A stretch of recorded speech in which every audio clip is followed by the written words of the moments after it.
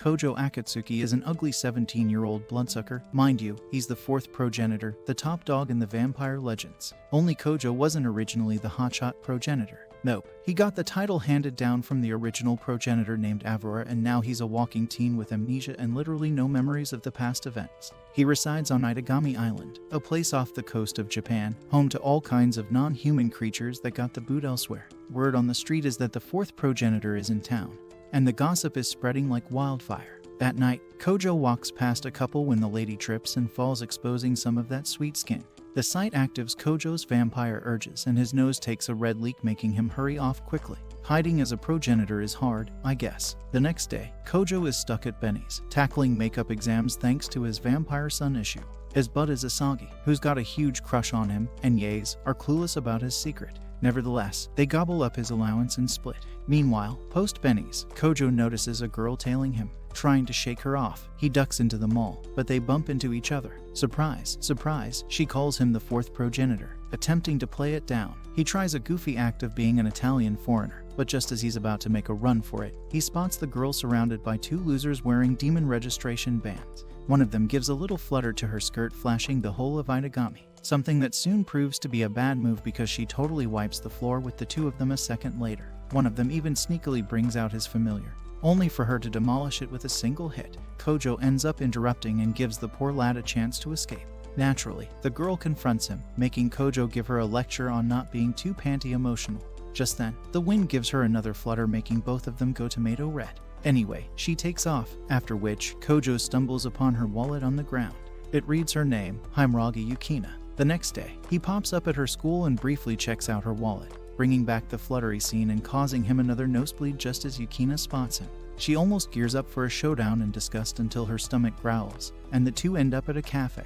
There, she spills the beans that she's a watchdog for the Lion King organization, a hush-hush squad under national defense. She's basically sent to observe him at all times. According to her, progenitors are like having the power of a whole country's military force. Their mere existence is treated like a real horror act. She throws a curveball at Kojo, asking if he's got any hidden motives, prompting him to spill that his condition was handed down just 3 months ago and not inherited.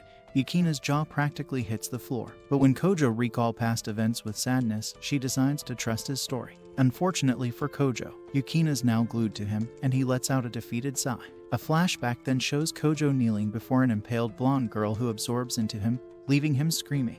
Later that night, the two demons from earlier get a visit from a couple of odd characters on a secluded bridge. A scene then shows Yukina in the presence of the three saints from the Lion King organization. They hand her the divine spear, Sekiro, putting her on the fourth progenitor monitoring duty with orders to send him packing to the heavens if he starts acting like a loose cannon. Back in Itagami, that quiet bridge from earlier is now blown to bits, and a dark-haired lady calmly surveys the wreckage. Meanwhile, Kojo's minding his own business, tackling makeup exams, when Yukina shows up. She's taken her job to the next level by moving in next door to keep a constant eye on him. The two end up at her place, and Kojo realizes it's practically a wasteland, no bed, no nothing. To top it off, Yukina's playing hard to get with shopping, citing her duty as the dude's watchdog.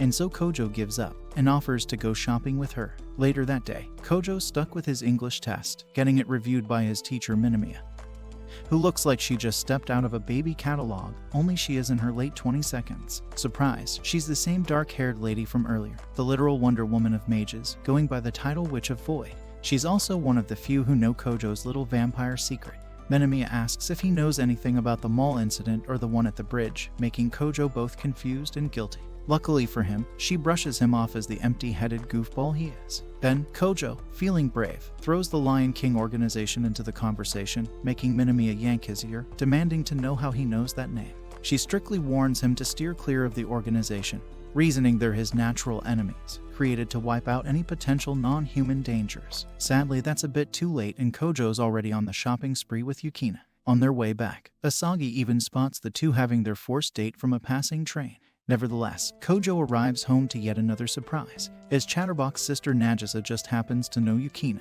In fact, Yukina's transferring to her class. That night, the trio decides to grab a bite at Kojo and Nagisa's place. There, Yukina notices a picture of Kojo with the basketball team. Kojo spills the beans that he used to be the MVP until he got all proud, thinking he could handle everything solo, and gave teamwork the boot. Of course, that move got him the boot from the team. Kojo admits that once he became vampire, He thought the same strategy would work, eliminating a few bad gals here and there. However, he realized his MVP days and decided not to use the same failed solo behavior again, especially with the power of the fourth progenitor on his hands. That could cause the next world extinction or something. That night, he attempts a quick run to the convenience store, only to get blocked by Yukina. The lady literally jumps out of the shower to join him. Anyways, they head out. And while Kojo is attempting to win her a Nekomaten plushie, Minamiya catches them red-handed. Right then, a massive explosion happens, giving them the perfect chance to make a run for it.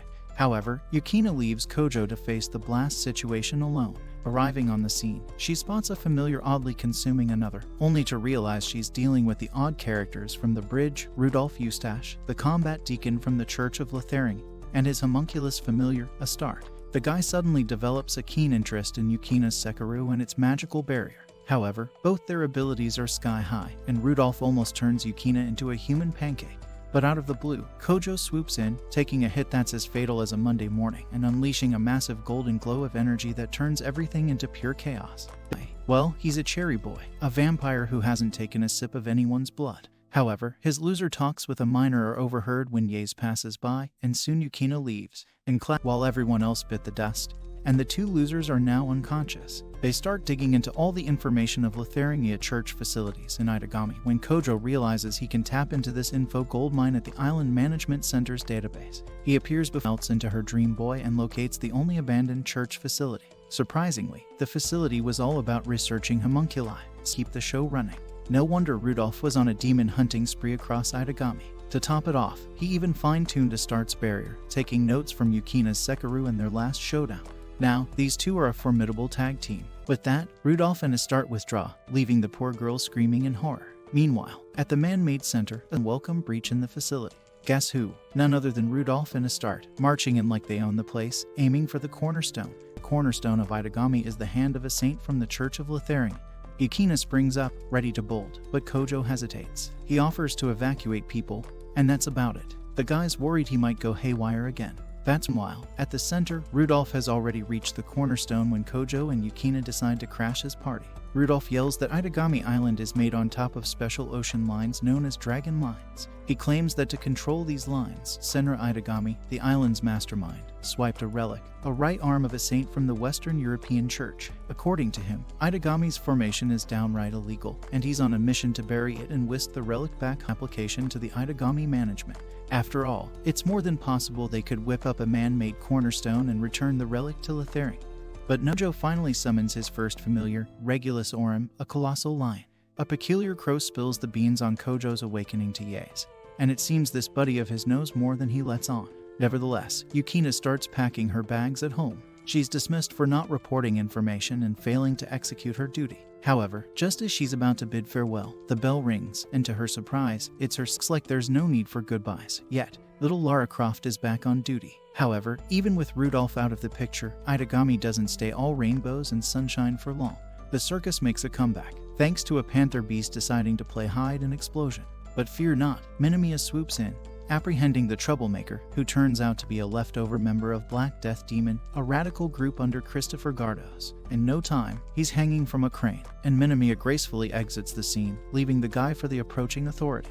Girl got to deal with her teacher duties. The next day, Kojo's looking for Nagisa when he runs into Yukina in the middle of an outfit change, getting another one of her iconic flashes and a taste of those legs as they turn into a makeshift club. On the train, Yukina and Nagisa aren't exactly handing out gold stars for Kojo, listing off all his creepiness. They reach school, and Nagisa tells him about her and Yukina joining the cheer. Apparently, the entire male population had prayed to the Lara Croft goddesses for them to cheer. Nevertheless, Kojo strolls in and crosses paths with Asagi. The two head to class together and Asagi asks about Kojo's chosen sports for the tournament. Kojo spills the beans that he sweet-talked Tsukishima into putting him in the easiest one. Little did he know, the consequence was waiting around the corner. Upon arriving in class, they discover that both Tsukishima and Yaze have teamed them up for badminton, an attempt to fan the flames of romance. Meanwhile, somewhere, the official authorities nab a peculiar professor for some supplies. The guy's trying to decode some geeky stuff off a tablet when Minamiya steps in, mentioning Christopher Gardos. Upon hearing that name, he immediately switches to attack mode, but Astarte manages to contain him. Minamiya presents Astarte with a picture of a tablet. She informs them that it's probably no longer at the facility. Alas, they are too late. However, on the screen, the tablet's scripture is decoded, revealing the word Nalakuvara. Back at school, Asagi contemplates life while donning her super short tennis outfit. Tsukishima gives her a little boost of confidence, throwing in a compliment about her before they head out. Outside, Kojo waits for Asagi, deciding to take a drink when suddenly he's attacked by a duo of silver and gold lions.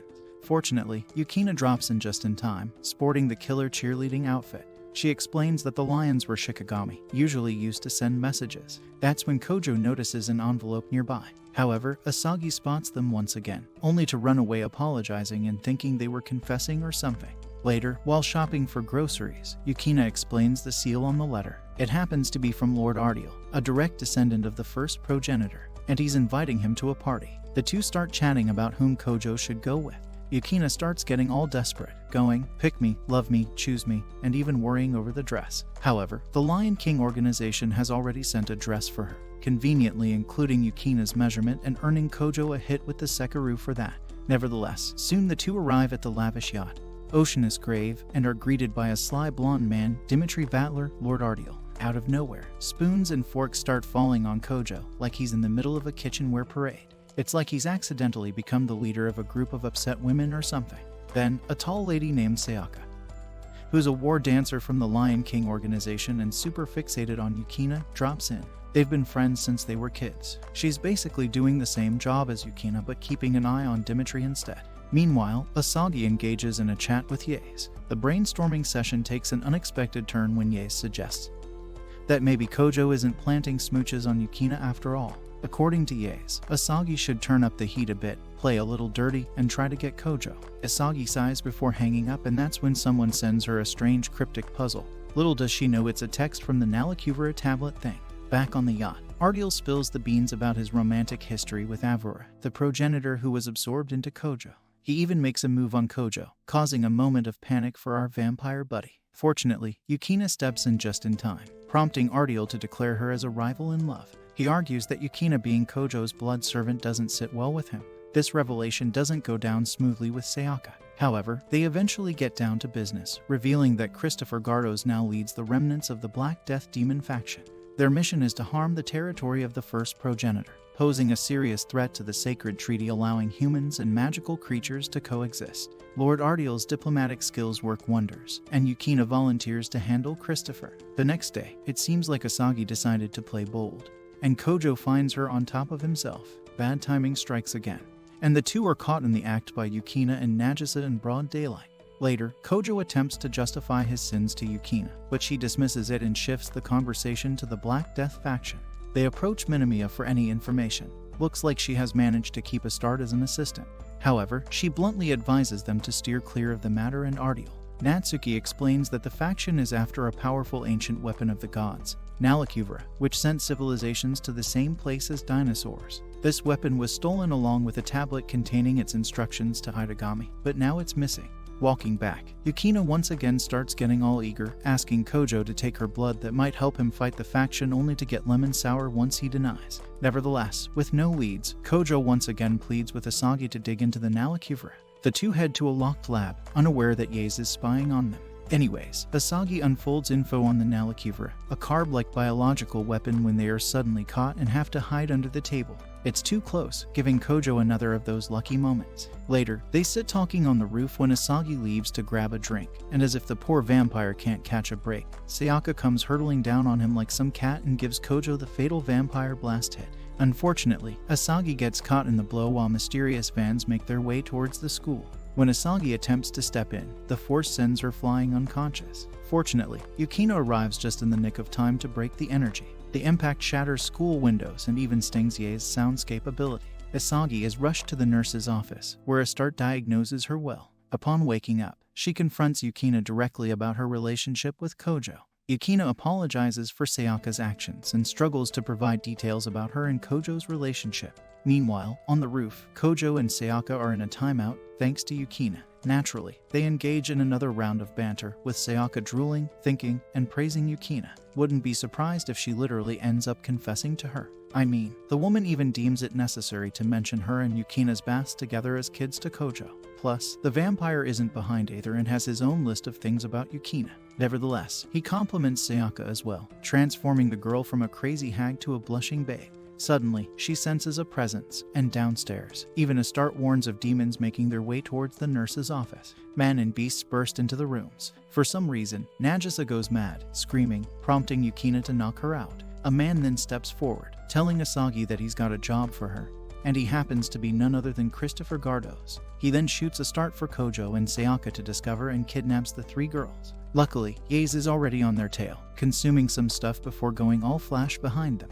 He sees them leave on a helicopter and downs a whole bottle of the pills but is interrupted by Vatler. He downs the guy, saying he can't let him interfere just yet. In captivity, Asagi tells Yukina about Nagisa's phobia of beasts. She was once almost sent to the angels by a beast attack and has ever since feared them. Just then, Christopher enters, throwing Asagi a manual to the latest computer, and tells Asagi to comply and decode the ancient tablet that'll help them activate the Nalakuvra. He discloses that the puzzle sent to her was indeed the initial part of the tablet, and only Asagi succeeded in decoding it. Failure to comply with decoding the remaining parts would activate the Nalakuvra uncontrollably, causing chaos. Meanwhile, Sayaka and Kojo make their way to rescue the girls, only to encounter Minamiya and Vatler. Eventually, Nalakuvra comes out, wreaking havoc. It turns out the psychopath Vatler assisted Christopher to add some thrill and tosses Ye's limp body at Kojo before leaping to face the Nalakuvra. However, Asagi manages to call and update Kojo in time, who insists Vatler step back and let him handle the situation. Vatler complies while Kojo zooms toward the monstrous being. Kojo descends on the manic crab, but it's on a whole different level of power. Fortunately, Sayaka jumps in, armed with a barrier breaker. She manages to snag one of Nalakuvra's legs, only for the creature to level up, becoming unaffected to her attacks. It then pulls off a grand explosion, ascends, and left with no better option, Kojo unleashes his colossal lion familiar once again, forcing the crab's feet into the ground. As they explore the area, searching for the crab, Sayaka takes a tumble, landing on Kojo and, quite accidentally, giving him an unexpected handful of her talents. She leaps up, hurling colorful language, but is taken aback when Kojo genuinely asks if she's okay. Yukina had warned him about her dislike to male touch. Now, that's a direct hit on the heart. Suddenly, they spot Nalakuvra healing itself and dash away. Meanwhile, back in the Oceanus Gate, Asagi is going all geek at the tablet scriptures and effectively decoding them. Meanwhile, Yukina made it further into the ship. She spots a guarded room and easily takes down the men only to be greeted with a room full of Nalakuvra. Gardos gives a big cheery greeting to her. Not even Vatler knows about the carb force he's got. Gardos explains that he can't defeat Vatler, but he can definitely give his domain a crack. Once it's taken down, he can put a nice dent in the sacred treaty and make his name as a hailed radical. Yukina isn't taking any nonsense from him and gets ready, only to find Gardos proving to be a formidable opponent. She rushes up to the deck when, out of nowhere, her Sekiryu comes flying to her. Looks like Yaze finally had his good morning and had assisted with the Sekiryu toss. However, it's too late. Asagi has decoded the whole thing, and all the Nalakuvra are now up and awake. The guy had lied, and the code actually woke up the crab force. Back in the ground, Sayaka's attention seems to shift towards Kojo and she offers herself as his next blood servant. Man downs this one as well, awakening his second familiar, Al Nassel Minimum. On the deck, even Minamiya makes an unexpected appearance and surprisingly thanks Yukina for taking care of the school kids. Yukina then swiftly hops off to lend a hand to Kojo. Meanwhile, as Gardos mounts the Queen Nalakuvra, Kojo and Sayaka find themselves immediately intercepted by the Queen the moment they step out. At this point, Kojo's had enough and decides to take charge of the fight, with Yukina dropping in just in time to join the action. The trio gives it their all, only to find themselves surrounded. That's when Mogwai comes to the rescue through Yukina's phone, informing them about Asaga's genius move. Thanks to her Einstein brain, she has programmed a voice command that can instruct the Nalakuvra to power down from the inside. If they get inside the hatch, this would do the job. Sayaka then immediately zaps her weapon into a cool bow, freezing the creatures and giving Yukina time to toss in the magic command. With the drama done, Vatler gets a position offer from the Lion King folks. Later, Asagi wakes up to Kojo, and the girl finally makes her move, kissing him. Kojo gets his classic nosebleed just as Nagisa walks in, making Asagi make an excuse and say that they were practicing for the ball sports tournament.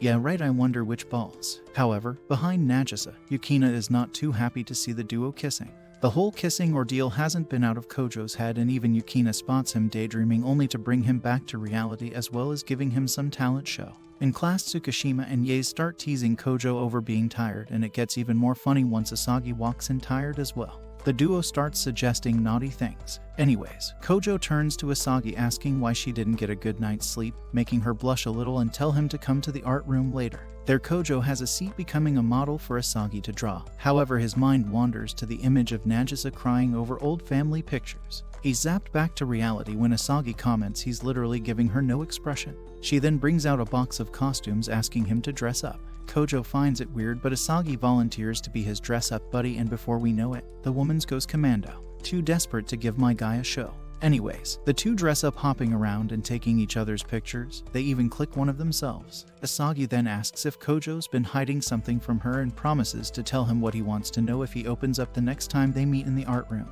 Later, Kojo walks out and is met with Yukina. She clearly looks annoyed and very informed with the art room events. Kojo cuts her fuming short by asking her if he should tell everything to Asagi. He's also worried about Nagisa's well-being because of her trauma. Suddenly, he spots Nagisa getting proposed to by some guy and goes full big bro mode. It's news to him that his little sister is quite popular with men. Later in the evening, he endures yet another one of Sayaka's obsessive calls, rambling on about some mysterious job opportunity in Japan. However, Kojo, showing the interest level of a napping cat, dismisses her with a swift end to the call, leaving her to unleash curses.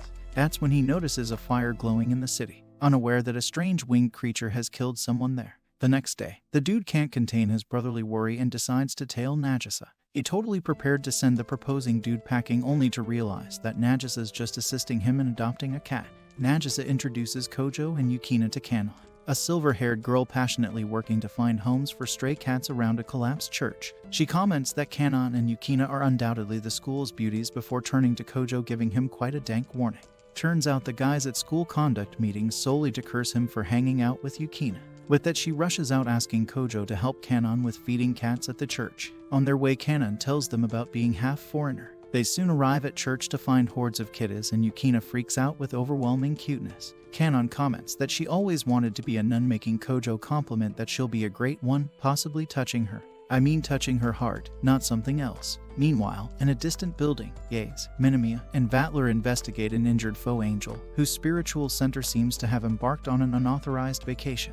Ardiel strategically instructs Minamiya to keep Kojo blissfully ignorant and out of this mess. At school, Kojo, Yukina, and Nagisa help Kanon settle the cat problem and manage to get all the kitties adopted. Strangely enough, one of the girls tells Kojo that Kanon actually survived a fatal accident at the church. She was the only survivor. The group is then left with one cat, only to get caught by Minamiya. However, she offers to let Kojo go if he accompanies her. That night, Kojo finds herself with Minamiya, Astarte, and Yukina all dressed up in yukata. Well, Yukina had to drop and given her watchdog duty. Anyways, Minamiya then informs Kojo of a couple incidents happening around Itagami, including two masked individuals fighting each other. Moreover, they seem to use some sort of divine holy magic. She asks Kojo to strike them down in the air using his familiar. Soon the two figures appear and Minamiya teleports the group to the tower while using fireworks to cover the ongoing battle from the public. However, all of them severely underestimated these creatures, as Minamiya and Yukina are no match. Even when Kojo unleashes his familiar, the angel withstands the massive blow.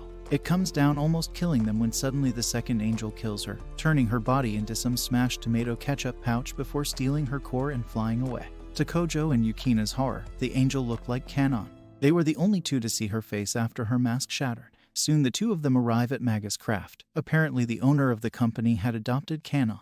Their Kanon Kane's secretary, Beatrice, informs them that the father-daughter duo are off on an island and slyly offers to take them there. Yukina and Kojo board a plane flown by another one of Magnus members, Lo. Problem is, Yukina is terrified of flying and almost shits herself, but thankfully Kojo calms her down. The plane soon takes a bumpy nosedive to the island, only for the two of them to realize that they are being deserted. Lo flies off, leaving them on the island alone. Meanwhile, back at Itagami, Sayaka wanders around the abandoned church and runs into Yaze. He asks her to keep his involvement confidential from Kojo when suddenly he hears Asagi and Nagisa coming. Of course, Asagi and Sayaka immediately recognize each other, getting into a classic cat fight. However, while poor Kojo and his blood servant Guardian are trying to adapt a purely coconut diet, Asagi and Sayaka form a truce, and once again, thanks to Asagi's Einstein coding skills, she tracks the two of them to the island. Also unfolding that Magus Craft has some sticky stuff to hide, especially with the military. Sayaka asks the group to leave the rest to her, saying that she'll look into her connections and board a boat soon. But the two man-stricken girls couldn't hold back and once started fighting over Kojo. Poiriers can't help but just be a tormented witness. Meanwhile, Kojo wakes up all cold and finds Yukina missing. He walks out searching for her only to come across a totally commando woman with silver hair, bathing. Of course, his nosebleed makes a show coming forth once again. Kojo folds trying to shield his view, but the next time this creep tries taking a look, the lady's already gone. From behind him, Yukina's voice booms. She threatens to send him up to dear God if he dares turn around. Well, that's because she is commando as well. Kojo tries to desperately explain that he saw a lady resembling Kanon, only that she had much bigger talons. Bad choice of words because that sends Yukina even more angry. However, she ends up borrowing his jacket and believing the dude. The two then go off into the woods to look for the so-called dramatic lady, only to see a Magus craft boat heading towards the island. Automata soldiers leave the ship, opening fire with no warning, and within seconds the two are surrounded. Suddenly a dash of shot takes the whole bunch out. Kojo and Yukina look up to see the silver-haired lady greeting them. Once in safety, she tells them that the boat is unmanned and asks Kojo to sink it with his familiar, which he does so. She then introduces herself as the La Folia, the princess of Aldiger. Meanwhile, somewhere on a ship, the blonde woman who attacked Aldiger's ship walks into a lab where Kensei monitors Kana. Conveniently for them, their ultimate target, La Folia and Kojo, are present on the same island. Back there, Folia explains that Kanon's an illegitimate daughter of the royal family, and also that a mage, Kensei, from Aldiger's court is now helping create faux angels, humans evolving to a higher being through royal blood. She explains that Kanon is basically her grandfather's illegitimate daughter, and her having royal blood is what makes her a perfect target for Magus craft. Her blood is what Kensei has used to perfect these angels. However, he would need more, and that is why she's trapped at this island. Just then another boat reaches the island, and to the group's surprise, out comes Kensei, Beatrice, and Lo themselves. Kensei greets La Folia. He explains that Magus Craft had been running into a bit of a financial bump, and so they decided to create these Zoomer ladies as weapons. He has managed to procure 7 bodies, yet Kanon killed and consumed all of them, ascending to a whole new level of crazy power. Now they wish to make Kanon duel with Kojo. If she defeats the strongest vampire, it would make a sweet little marketing gig for the company. With that, they unleash the horror Kanon has become. Beatrice and Lo face Yukina and La Folia while Kanon goes batshit crazy after Kojo. Kojo tries stopping her with his familiar, but fails, giving the demon angel an opening and taking a fatal hit. However, Kanon hurts her own ego by hitting Kojo and spirals into madness, freezing herself in a massive ice tower just as Yukina and La Folia rush to Kojo. Yukina immediately creates a shield while holding him, and the trio of villains leaves the scene for now. Meanwhile, Sayakas has managed to make it to some Magus craft boat and takes down the automata. Venomia joins her, and the two look at the towering ice from the island. Now, while Kanon has turned herself into a popsicle, Yukina goes crazy over an unconscious Kojo. Most of his wounds have healed except for one where the angel blade is stuck. Turns out, it's preventing his healing ability. La Folia tells Yukina that they must help Kojo awaken a familiar that can combat the demon angel. She then volunteers, and the woman literally starts skinning down like every other woman in this anime. Yukina is visibly baffled, however La Folia explains that she'll use her talents to wake Kojo. This man can be creepy even while knocked out. But before she could start her experiments on the poor guy, Yukina stops her. She throws herself into the game, saying that she should be the one doing the job. La Folia gives in, and the next thing we know is Yukina trying her best to riz Kojo. Fortunately, Kojo goes all wakey, assisting the poor girl in her attempts, only to wake up and find her passed out. The steamy horror does not end there though, because it seems like this time Kojo needs the woman handling 2 times. La Folia finally gets her chance and jumps the dude, becoming the 3rd blood servant to the 4th progenitor, and finally awakening his 3rd familiar. Up above, Kanon can see Kojo trying to reach her in her vision and starts emitting light. The trio breaks through once again, facing Kensei. Kojo angrily asks how Kensei could be so heartless. However, Kensei fights back, saying he loves Kanon. He always treated her as his daughter, and the best thing a father can do is make his kid the strongest, so he did. Kojo angrily asks if that's what Kanon wanted, and just then Kanon breaks free from her popsicle. To Kensei's surprise, Beatrice shows up with 2 faux angel clones and attacks Yukina. She gives Kojo the cue to handle Kanon while she handles the big lady. This time Yukina manages to strike Beatrice down, and La Folia summons the Holy Spirit, putting the woman in her place. But that Kojo is left to face off Kanon, and he summons his 2-headed dragon familiar, Almesa Mercury. The thing zooms at her, breaking the barrier and leaving Kanon an open target. Yukina takes the lead and pierces through with her Sekiro as Mercury devours the rest of Angel's explosive energy, leaving Kensei with eyes as big as saucers. Kanon falls into La Folia and Yukina's arm while a ship soon surfaces in the horizon. It's finally Sayaka and the gang on their rescue. Kanon then slowly comes to consciousness, with La Folia assuring her that she had a bad dream. Later on the ship, Yaze confronts Kensei over why he created the faux angels. He says that the arrival of 4th progenitor means some next level calamity is upcoming and they would surely need a next level weapon to tackle that one. Anyways, La Folia bids Kojo goodbye with a rather passionate kiss, making other girls jealous. Thankfully, with the faux angel drama finally over, Sayaka can finally escort La Folia home and pull her through the counter only to be teleported to Itagami Island.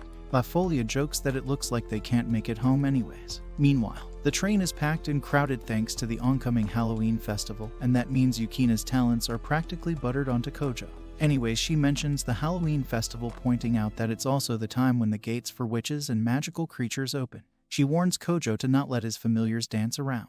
Kojo says he won't and that his friend is coming to visit him anyways. Then a sudden jolt suddenly sends the guy to Yukina and she almost goes Lara Croft at him, but Kojo spots someone teasing a schoolgirl and makes his way. The train, however, comes to a stop and he trips and gets caught by Nagisa's homeroom teacher calling him a creep. She was just joking, and turns out the schoolgirl was actually Minamiya, perfectly blending in to catch creeps on the train lately. However, just as Kojo and Yukina start leaving, Minamiya calls Kojo strangely, mentioning the Halloween festival before leaving. Meanwhile, somewhere off coast, the legendary Mare Witches return after 10 whole years wreaking havoc, and they seem to have some beef with Minamiya. Back in Itagami, the whole group's waiting for Kojo's friend Yuma, and the moment she arrives, she baffles everyone with her beauty, turning on some jealousy meter. They then go around having fun and end up at a high tower where Yukina kind of freaks out. Kojo helps her but is spotted by Yuma, who asks if she's his girlfriend. He just laughs it off when suddenly his phone rings. It's Sayaka and La Folia telling him that they keep ending up in different places every time they go through a door. Even Yaze and Asaga's phones start ringing, alerting them of some mishap, and they quickly leave. As if things couldn't get worse, Astarte shows up informing that Minamiya has gone missing. Given the situation, Yukina takes in Astarte and Kanon while Kojo, Nagisa and Yuma stay together. Anyways, he goes off to bathe, opens the door and all of a sudden finds himself before Kanon and Astarte. Man goes mentally dead for a second and barely plays it cool exiting the bathroom. But he can't escape Yukina's wrath and shamefully apologizes. Luckily, Kanon and Astarte forgive him. Yukina then comments that some sort of space wrap malfunction seems to be happening all over Itagami, and they better be careful going across doors. At night, Kojo nervously makes it back into his apartment only to run into Yuma in a literal witch outfit. She definitely put it on to Riz the man, because seconds later she's all over him, kissing and saying that he's the one for her. Kojo passes out all sleepy and wakes up feeling odd. One look in the mirror and a feminine scream leaves his body because he's literally in Yuma's skin. Poor Kojo totally freaks out and runs to Yukina's and is very uncomfortably welcomed to the sight of literal goodies. He even earns a compliment on his witch outfit until finally losing it and screaming that he's Kojo and not Yuma. Meanwhile, Asaga's geeking out hard trying to figure out what in the space rap party is going around Itagami. She's unable to find any virus when Mogwai shows her a file from 10 years ago with similar events occurring across Itagami. Asagi is shocked to realize that there might be some hand of the Witch of Notaria in the whole circus and immediately gets down to work, while back at Yukina's they are trying their best to determine if it's really Kojo. He proves victorious but accidentally details last night's smooching, earning himself a hit from Yukina's Sekiro. Meanwhile, somewhere Sayaka wakes up besides La Folia, who creepily comments that she was amazing last night, making her totally freak out. Thankfully, it was just a misunderstanding on Folia's part. Nevertheless, Folia comments that there's something big going on in Itagami and the culprits are most likely attacking the island. At Kojo's, Yukina and the group find both Yuma and Nagisa missing. She decides that Yuma is probably a witch, one on equal standing with Minamiya, and explains that Yuma has rewired her and Kojo's body by manipulating the space and through advanced magic. Such stuff is no ordinary mage's game. She's definitely taken the 4th progenitor's body for some reason and wanted it. However, they are too late to realize that because Vatler has already beaten them to it. He finds the Mare Witches and the source of the space distortion only for Kojo, or should I say Yuma, to drop in. She introduces herself as the daughter of the Witch of Notaria. Meanwhile, Asagi has succeeded in solving the cyber defense problem and lays down to rest. Strangely enough, Yukina and the girl gang is out enjoying their cute little cakes while Kojo's totally freaking out. Yukina calms him, reasoning that if she uses her Sekiro to undo Yuma's spell it may seriously harm her, but once Astarte and even Kanon join in supporting him, Yukina feels pressured. Back in the building, Yuma explains that she had borrowed Kojo's body to free her mother, the Witch of Notaria, from the prison. However, once she does so, other loser criminals would also go loose. Despite that, she starts playing with the magic book, alerting the whole of Itagami's defense and Yukina. Meanwhile, they keep trying to reach the keystone where the Mare Witches are absolutely striking down helicopters like flies. Suddenly, Kojo's phone blinks a picture of a sleeping Asagi with all the coded details to the shortest route. It's all thanks to Mogwai, who had done the final touches after Asagi snoozed. Kojo remembers how he first met Yuma snooping on them and had dragged her out to help him get Nagisa's hat. Just as his little recall is over, he finds himself before Yuma in his own body at the Keystone Tower, face to face. Turns out Yuma herself has her own little sad past. She was created as the Witch of Noteria's trump card that would one day free her from the prison in Itagami. However, somewhere along the way Yuma had run into Kojo and Nagisa only to become friends with them. Presently, she tells Kojo that she had cut her hair to be more like him and that she always admired him. Kojo's enraged, demanding his body back, only to be taken aback by Vatler being present as well. Man's being totally useless and just enjoys the circus once again, waiting for it to get much worse, all for his amusement. The Mayor Witches then grab hold of Yukina and Kojo just as the magic book lasers into the sky, finally revealing the outline of the district prison. Thankfully, Lafolia and Sayaka arrive in time, striking the two free. However, Sayaka's jaw goes as big as a black hole upon realizing that the hot gal is not Yuma but Kojo. To Kojo's surprise, Kensei is also there. Folia explained that she requested his leave and that he helped them arrive at the tower. Just as Yuma disappears for the prison, Kensei explains that the prison barrier is still not complete, making Yukina and Kojo follow Yuma while Sayaka and Lafolia stay back to handle the Mayor Witches. Yukina and Kojo find Yuma at the base of the prison. She tells that she was a tube baby forcefully grown for this very reason, and that her original plan was to sacrifice 100,000 citizens of Itagami Island in order to break the seal. But when the library found out about the fourth progenitor, the plan was changed, but that she forces her familiar to summon Kojo's lion forcefully enough to fully immobilize the barrier. She then runs and shockingly comes before Minamiya. Turns out she's the whole prison itself and has ensured that all the creeps remain inside. The teacher who was teaching Kojo was merely a projection of Minamiya out of her real body, which is why she looks like a kid. Yuma explains that she'll have to kill her to release her mother and makes a fatal move only for Yukina to block it, refusing to let her touch Minamiya.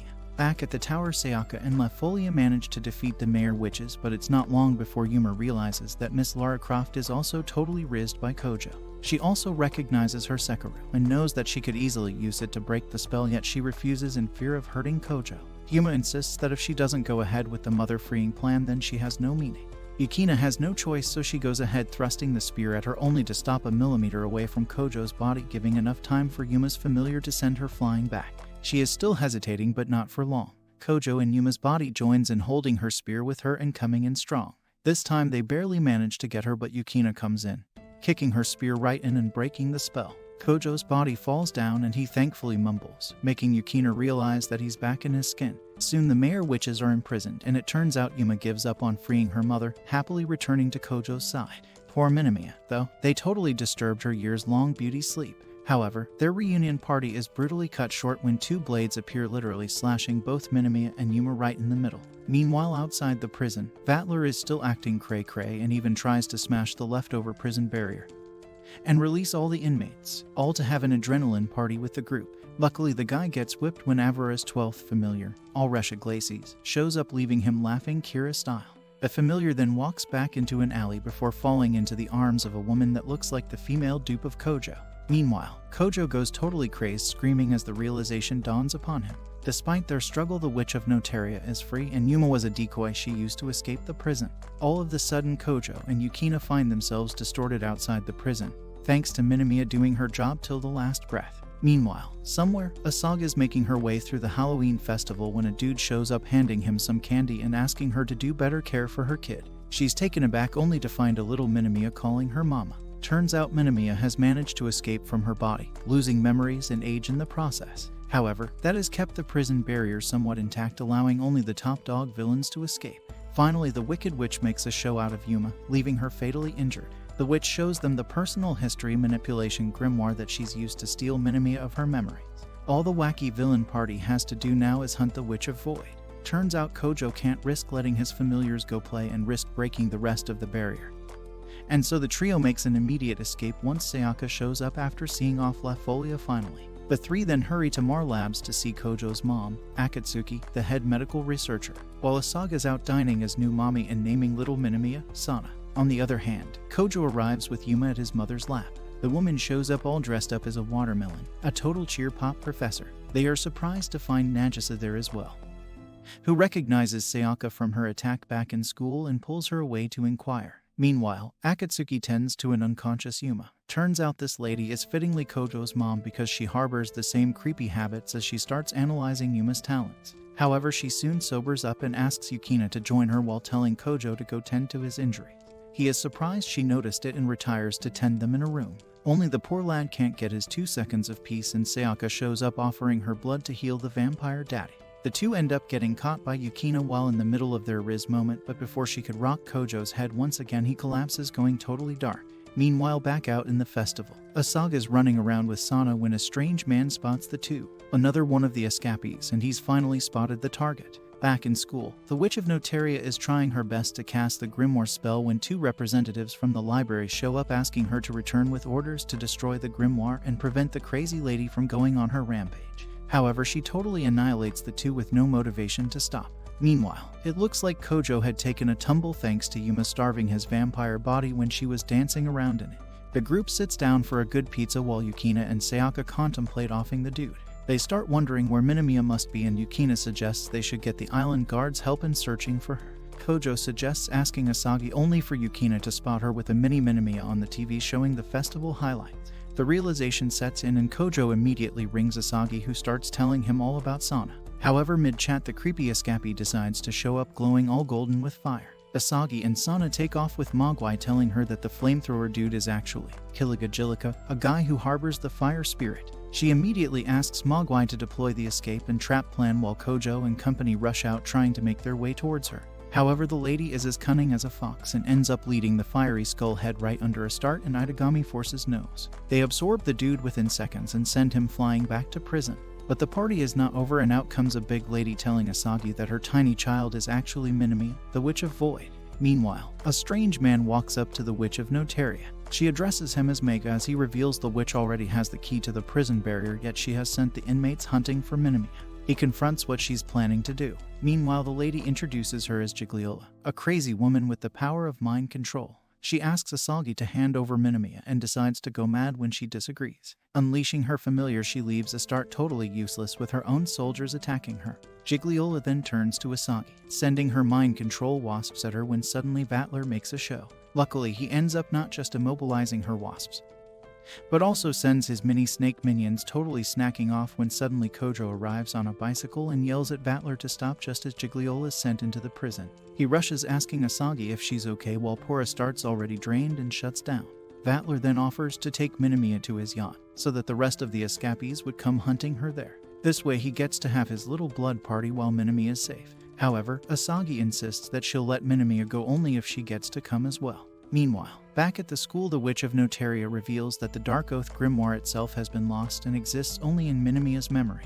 She's attempting to recreate it by putting together the Void's memories. Later, Kojo gives Sayaka and Yukina a call to fill them in on the happenings, and they're clearly not pleased. Sayaka scolds him, pointing out that Vatler's yacht has a barrier, making it impossible for Yukina to reach him in case of an emergency. However, the only thing Yukina's worried about is Kojo going hard on Asagi if he gets any signs. Nevertheless, they decide to get as close to the yacht as possible, and Kojo walks in mumbling to himself when he runs into a prim-looking lad. He introduces himself as Kira, one of Vatler's aide. Kojo then spots some blonde dude looking down at him. Turns out he's Tobias, another one of Vatler's aide and extremely jealous of Kojo since his boss is attracted to him.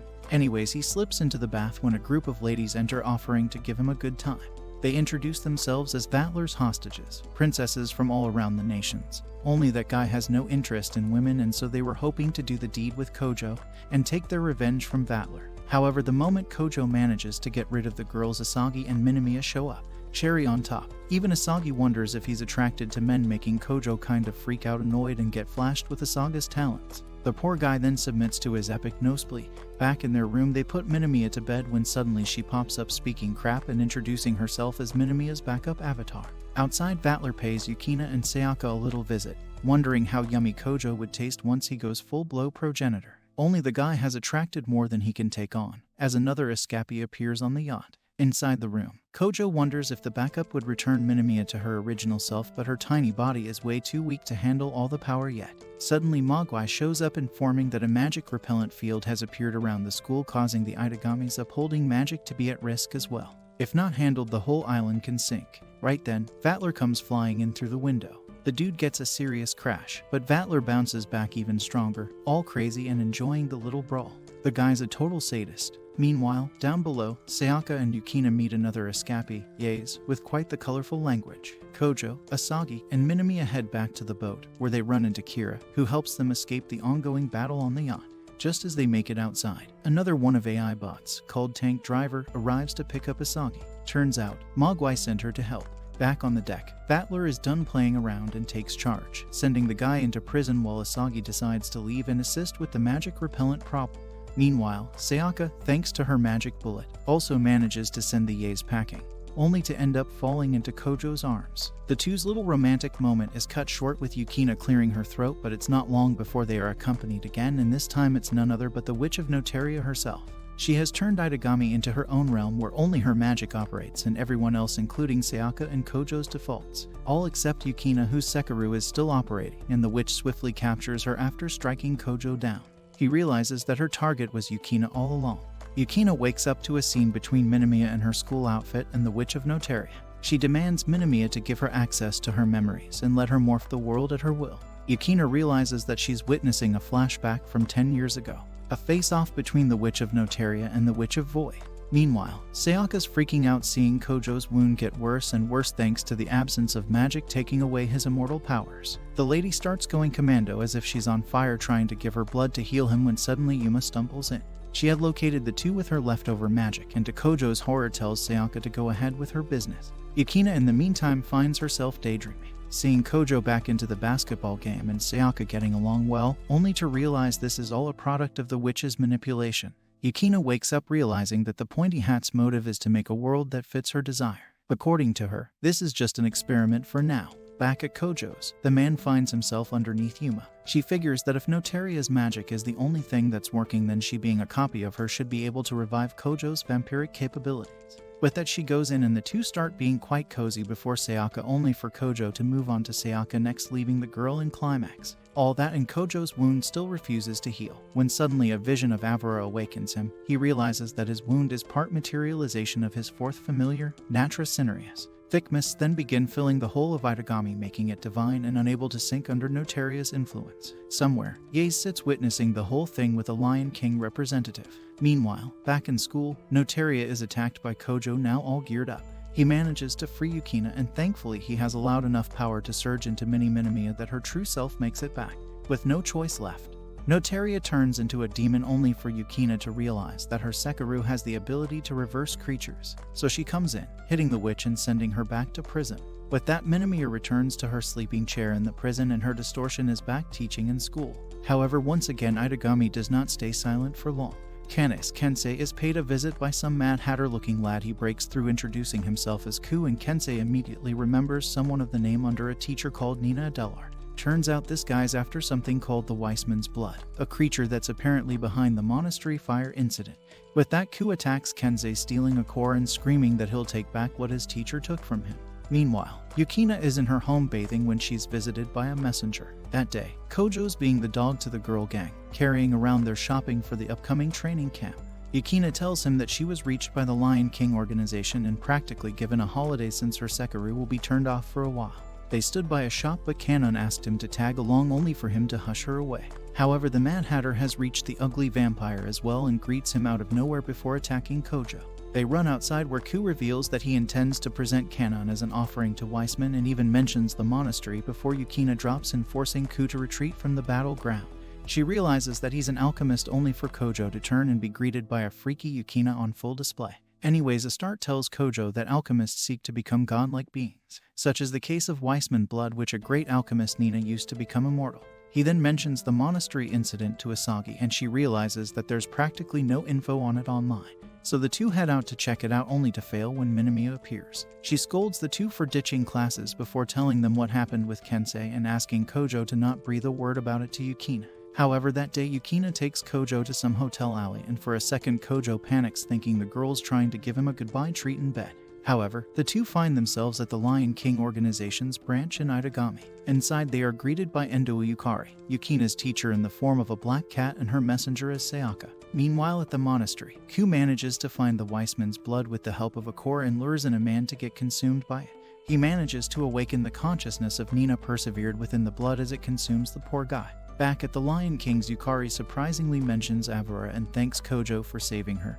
Well, not before also calling him ugly creep. She mentions being connected to Avura, but just then Asagi rings Kojo asking him to help her find the earring that she accidentally dropped at the monastery. Kojo panics, asking her to leave immediately, but her luck runs out when Ku spots her and slashes her. Once Kojo arrives at the monastery, the man goes total Dragon Ball in trauma, blasting off, screaming, and almost putting the whole of Itagami in trouble until Yukina screams, asking him to consider Nagisa, and he calms down. Luckily, Yukina gets shielded by her teacher's messenger and crawls up to Kojo, telling that Asagi would have never wanted him to destroy everything. Suddenly, they are once again paid a visit by the bloody Mad Hatter, Ku. Kojo is seething when he mentions Asagi as a mere corpse and yells at Kojo to stay out of his way. In reply, Kojo summons his familiar, Al-Mason Mercury, and hails like some Spartan onto the man, aided by Yukina. The two manage to break his dummy core and watch as he becomes a mass of metal, but luckily Kojo finishes him off. Once done, the two turn around to find Asagi back from the dead, making Kojo laugh in relief. Later, they walk down while Asagi whines about her clothes getting all destroyed. Yukina then excuses herself, saying she needs to report the situation to her teacher, and Asagi leaves with Kojo for his home. There she climbs into the shower when she notices a red core in the middle of her chest, and upon touching it she goes back to the snooze world. Outside, Kojo plops down on the couch only for Asagi to walk out, blessing him with another one of those nosebleeds until he tells her to put something on. Kojo's surprised when she turns flowers into silk and realizes that it's not Asagi but Nina in her body. Turns out she managed to separate herself from the Weissman's blood and transfer into Asagi by healing her. She explains that Ku is probably alive and not dead. Similar to her, he must have separated a part of himself and escaped, and true to her words, the man's sneaking his way in to find Kanon when Minamiya catches him. He screams, yelling that he'll finish the tragedy he started at the monastery 5 years ago before breaking his core to escape once again. However, this time Minamiya doesn't let him. Back at Kojo's, he warns Nina to not spill any details to Nagisa, only to walk out and find that she brought back Yukina with her. Turns out she found her batting around the convenience store. The two start talking, all excited about the upcoming camp, and mention Kanon. The name makes Nina perk up, and before Kojo could pin her, she asks if they are referring to Kanon Kensei and if she's well. Nagisa says that he's as cheery as ever, making her smile. Meanwhile, Ku patiently waits for the man's core to work its magic on the Weissman blood, and surely it soon happens. Gaze alerts as the corrupted blood bursts out from the ground like some disgusting pimple spreading across Itagami. That's when Ku appears out of nowhere. The man's consciousness in the blood screams, wanting to kill the Mad Hatter. However, it prompts the forces to open fire without realizing that they are powering the Weissman's blood. The mass runs away into the water after blasting around, and Nina tells Kojo that Weissman, a perfect godlike monster, is almost here. Meanwhile, the girls are on their way to camp when suddenly they find a mass rushing towards them. The mass makes it onto the board with Ku already attacking left and right. However, Yukina and Kojo have sensed the odd vibes in the ship and are on the run. Meanwhile, back on Itagami Island, Nina walks around the wreckage, finding pieces of bones from the incident 5 years ago. She finally remembered when Ku had gone Super Saiyan, evil version, on the monastery, killing nuns and children. She then unbuttons and uses the leftover blood to develop her whole body, though it still looks mostly like Asagi. She really does a good job on her talents. Meanwhile, on the ship, Yukina and Kanon finally meet Ku. Kanon recognizes that he has caused the fire years ago and runs away, hoping to bait him. Ku follow with Yukina behind. She feels totally helpless without her Sekiryu. On Itagami, Minamiya finally makes a show, telling Kojo that Ku is making his way towards the ship.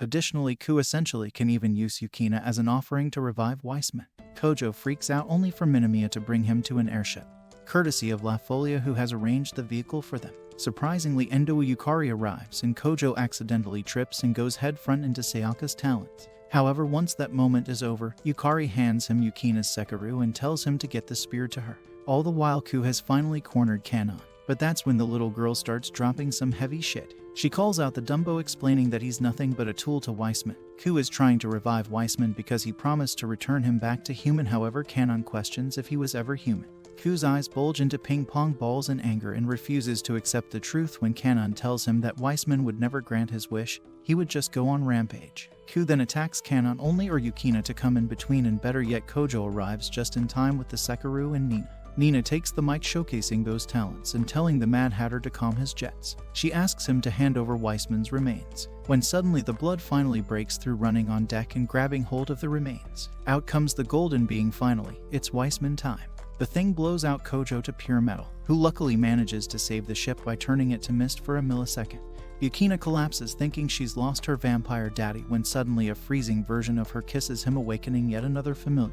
Yukina follows as well, letting him consume her blood, and just like that he is back in the game. This time he calls forth all of his familiar army, and so while Yukina sends Ku back to the deepest hell, Kojo confronts Weissman and then brings out his new familiar pet, Saddlemelik Albus. A massive thing chokeholds the Weissman, melting him into nothingness just as Kojo collapses into Yukina's lap. Later, when he wakes up, they are greeted by the small stature of Nina, now in her original form as Minamiya, and others make towards them in the airship. One night, Yukina experiences a bad dream where her Sekiro shatters into pieces, and Kojo bids her farewell. Curious, she later asks Kojo how he would react if she were to leave, only for the dude to yawn and say it would make things easier. Classic brat. Later at school, she takes out her anger doing the perfect flips and is called to fill up the future plan forms by her homeroom teacher. While she gives it a thought, a girl suddenly materializes and throws her denting into the lockers. Meanwhile, Vatler is out on the scene where Kojo had battled the Nellacuvra when Sayaka arrived. He says even the Lion King organization hasn't noticed anything strange. And right then, a horrible feeling surrounds them. Later, Kojo and Yaze run into Yukina acting all freaky. She is walking into doors and acting as if she doesn't remember some bits of information. I mean, she literally points out poor Yaze's midlife crisis hair loss, making Kojo pull her aside. Just then Minamiya shows up and Yukina even goes ahead and gives her a pat. That's when Minamiya feels something odd and goes straight for her talents, giving the crowd something to soak their eyes on. Yukina even starts calling Nagisa an aunt and Asagi a doctor. And then just like that she runs off. Meanwhile, at the Nellacuvra scene, Vatler and Sayaka watch as dark miasma emits from the hole, followed by a massive magical beast showing up and vanishing just as fast. At school, Kojo follows the ditzy Yukina and immediately confronts who she is. He knows that the lady is definitely not Yukina, and he's right because the real Yukina shows up with her Sekiro.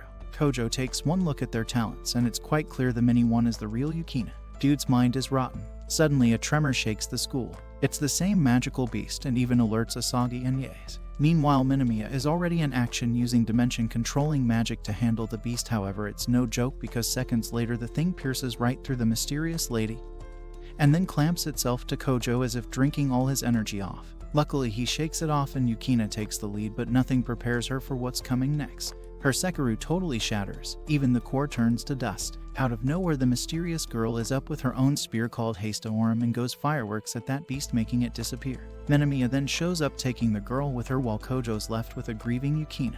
At home, Yukina is visited by yet another messenger from the Lion King organization, and this time they have summoned her back to the High God Forest. She's officially off watchdog duty. Meanwhile, the mystery lady is now in a bath with Kanon and Nina. Apparently, she had followed the massive beasts into the school and claims that it is man-made experiments that distort time and consumes the dragon ley lines to destroy a land. If it's left dancing along, it could very well sink Itagami. Meanwhile, Asagi is all busy with Mogwai figuring out the trash in Itagami's system. Under the dark force, the island is starting to disassemble itself.